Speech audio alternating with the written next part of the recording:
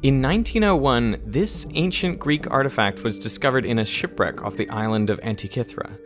3D X-ray scans have revealed it contains 37 interlocking bronze gears, allowing it to model the motions of the sun and moon and predict eclipses decades in advance. Constructed around 100 or 200 BC, the Antikythera mechanism represents a sophisticated early computer, the likes of which would not be seen again for at least 1,000 years. Now, of course, this computer didn't work like modern digital computers. It works by analogy. The gears were constructed in such a way that the motions of certain dials are analogous to the motion of the sun and moon. It is an analog computer. Here is a simple analog computer for adding two numbers together. If you turn the black wheel some amount, and then turn this white wheel a different amount, the gray wheel shows the sum of the two rotations. In contrast, this is a digital mechanical computer where you can add two single-bit numbers. So 0 plus 0 equals 0, 0 plus 1 equals 1, and 1 plus 1 equals 2. These two devices illustrate the differences between analog and digital computers. Analog computers have a continuous range of inputs and outputs, whereas digital only works with discrete values. With analog computers, the quantities of interest are actually represented by something physical, like the amount a wheel has turned, whereas digital computers work on symbols, like zeros and ones. If the answer is, say, 2, there is nothing in the computer that is twice as much as a 1. In analog computers, there is. For thousands of years, people used analog devices like the Antikythera mechanism or slide rules alongside digital devices like abacuses. And up until the 1960s, the most powerful computers on the planet were actually analog. Digital computers exploded onto the scene with the advent of solid-state transistors. And now, almost everything is digital. Most people have never even heard of analog computers. But today, that may all be changing. Moore's law, the idea that you can double the number of transistors on a chip every 2 years, it's reaching its limit because transistors are nearly the same size as atoms. Simultaneously, advancements in machine learning are straining the capabilities of digital computers. The solution to these challenges may well be a new generation of analog computers. One of the most important problems humans have faced for millennia is predicting the tides.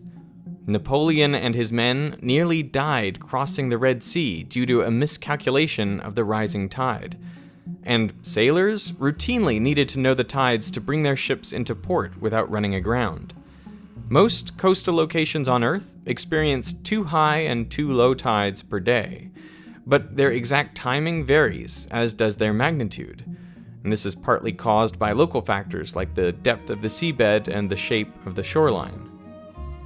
In the late 1700s, to describe the tidal flow of the oceans, Pierre-Simon Laplace derived a set of complicated differential equations.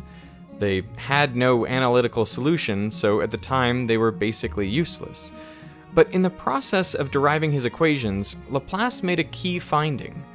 Tides are driven at only a few specific astronomical frequencies, including the moon, the sun, and the eccentricity of the lunar orbit. Each one of these factors contributes a sine wave of a particular amplitude and phase to the total tide curve. If someone could figure out how to correctly combine these frequency components, well, the tides could finally be predicted. It took nearly a century, but in the 1860s, William Thomson, later Lord Kelvin, took up the challenge. Having completed several voyages to lay the first transatlantic telegraph cable, he developed a fascination with the sea, and subsequently he threw his full scientific effort into measuring and predicting the tides. Tide gauges at the time used a buoy to record the height of the sea onto a paper roll. Kelvin set out to determine how sine waves with the frequencies identified by Laplace could add together to produce the observed tidal curve. The key was to apply the work of French mathematician Joseph Fourier, who had shown how to decompose any function into a sum of sine waves. Most English scientists were skeptical of the work, but Thomson was enthralled by it. His first paper, published at 17, was a defense of Fourier. While it was straightforward to apply Fourier's analysis to tidal curves, the computation required was enormous. First, divide the tide curve up into short time intervals, and for each interval, multiply the tide level by a sine wave with the frequency of interest. Add up the area of all these rectangles and divide by the total time, and this gives you a single coefficient, the amplitude of the sine wave with this frequency. Then you have to repeat the process for a cosine function with the same frequency. Kelvin found that to make accurate predictions, he actually needed 10 different frequency components, so that is a lot of multiplication and addition to characterize the tides at just one location. For each additional location, you have to perform this analysis all over again. And this is only half the problem. Once you have the amplitudes and phases of the sine functions, you have to add them up to predict future tides. Lord Kelvin spent years analyzing and predicting tides by hand. Then he had a stroke of inspiration. Could you design a machine to carry out these calculations automatically? In Kelvin's words, to substitute brass for brains? The resulting analog computers were in use for nearly a century. They even played a critical role in the outcome of World War II. Kelvin started with the problem of prediction, adding the sine waves together given you know their amplitudes and phases. He knew he could create sinusoidal motion with a device called a Scotch yoke. It extracts one dimension from uniform circular motion. But to make a tide prediction, he needed a way to combine 10 sine waves together. He needed a mechanical analog for addition. Stuck on this problem in 1872, Kelvin boarded a train for a meeting with the main sponsor of his tidal research, the British Association. On the train, Kelvin bumped into a friend, inventor Beauchamp Tower, to whom he explained his dilemma. Tower suggested he use Wheatstone's plan of a chain passing round a number of pulleys, and this was exactly the addition mechanism Kelvin was looking for. By attaching a pulley to each Scotch yoke and running a weighted cord around them, he could mechanically add all of their contributions at once. He scribbled down the entire plan for this predictor machine by the end of the train ride. He pitched it to the British Association and secured funding to build it, all before he returned home. If you knew the relative contributions of different frequency components, Kelvin now had a machine to automate the tedious task of predicting future tides. This was a great leap forward. 4 hours of cranking the handle yielded a full year of tidal predictions. But for many years, the harder half of the problem was still done by hand, breaking apart an existing tide curve into its component frequencies. To automate this step, Kelvin needed a machine capable of multiplying the tide curve times a sine wave and then taking its integral. What would such a device even look like? With his older brother James Thomson, Kelvin came up with a mechanical integrator. It consists of a ball on a rotating disc. Due to the rotation of the disc, the further the ball is from the center, the faster it spins. If the ball is at the very center of the disc, it doesn't turn at all. And if it's on the left side, it turns in the opposite direction. Now, the motion of the ball is converted into an output via a roller, which moves a pen up or down on the output graph paper. So the way it works is you trace the function you want to integrate with a stylus, and the stylus controls the position of the ball on the disc, and hence its speed of rotation. This is transferred through the roller to the output, which plots the integral of the original function. Now, to decompose a tide curve, we don't just want to integrate the function, we first want to multiply it by a sine wave of a particular frequency. And the way to do this is to make the disk rotate back and forth at that specific frequency. Now the rotation of the ball depends not only on where it is on the disk, but also on how the disk is turning at that instant. You trace the tide curve with the stylus, which moves the ball back and forth on the oscillating disk, and the roller sums up the integral of the tide curve times the sine wave. Simply divide by the total time to get the coefficient. Several of these ball and disk integrators can be connected in parallel, with each disk oscillating at a different frequency, to calculate the coefficients for multiple frequency components at the same time. Kelvin's analog computers revolutionized our ability to predict tides. Tidal curves from anywhere in the world could be turned into a set of sinusoidal coefficients using the ball and disc harmonic analyzer. And the resulting sinusoids could be added together to predict future tides using his Scotch yoke pulley machine. Kelvin's harmonic analyzers were the basis for a landmark analog computer called the differential analyzer, and his tide predicting machines were used well into the 1960s. In fact, they were later overhauled to include 26 frequency components and used to plan the Allied invasion on D-Day. The Germans expected any invasion to come at high tide to minimize the time Allied soldiers would be exposed on the beaches, so they installed millions of obstacles that would be underwater by mid-tide, many with explosive mines attached. But the Allies spotted the obstacles and changed tack. Instead, they planned to begin the invasion at low tide. This would allow demolition teams to first clear channels through the obstacles. Then the main forces could come through those gaps as the water rose. This would also give landing craft enough time to depart without getting beached. The low water times were different at the 5 landing beaches by over an hour, so the invasion times were staggered according to the tide predictions. This wasn't the only use of analog computers in World War II. Dive bomber aircraft would plummet out of the sky directly toward their targets at up to an 80-degree angle, and their rapid descents made them very difficult to shoot down. So the US began searching for devices to automatically aim guns at dive bombers. Most of the proposed solutions fell into one of two categories. Some were analog machines like Lord Kelvin's, others were essentially fast calculators. Mechanical calculating machines like the abacus had been around for millennia, but they were far too slow to respond to dive bombers. These new calculating machines sped things up by using electrical pulses. The committee considered naming these devices after the pulses they used, but member George Stibitz proposed a more general name, digital, because these machines operated on numbers themselves, or digits. And this is the origin of the term digital computer. But digital would have to wait. Of all the proposals, an innovative analog machine from David Parkinson won out. At Bell Labs in New York, Parkinson had been working on a device to chart telephone data, called an automatic level recorder. It used a variable resistor called a potentiometer to control the motion of a pen.